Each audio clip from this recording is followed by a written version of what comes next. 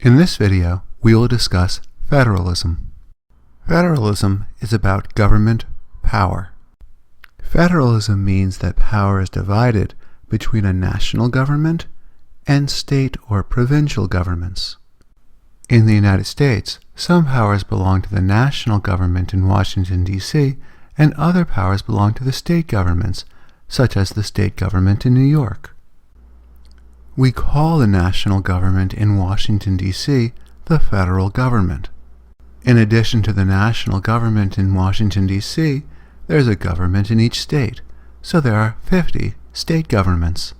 Because of federalism, there are some powers that belong only to the federal government, and some powers that belong to the state governments. One power of the federal government is to regulate trade between the states. Another power of the federal government is to declare war. States have power too. States have their own laws and their own police. States also generally run their own schools.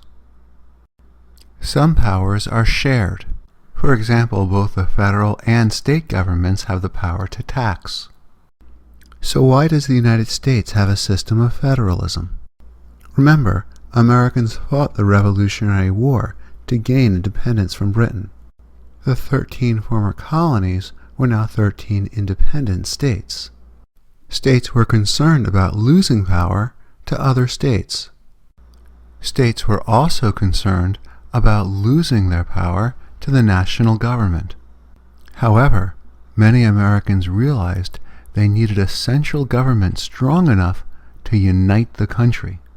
So on the one hand, state governments did not want a national government so strong that there would be tyranny, but a central government that was too weak could not unite the country.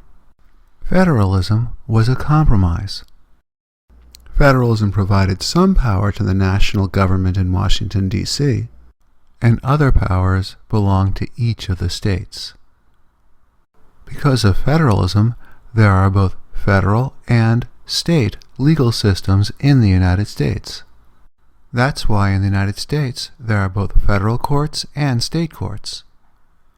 If you'd like to discuss federalism or any other matter related to U.S. law, stop by the message board and please visit my blog.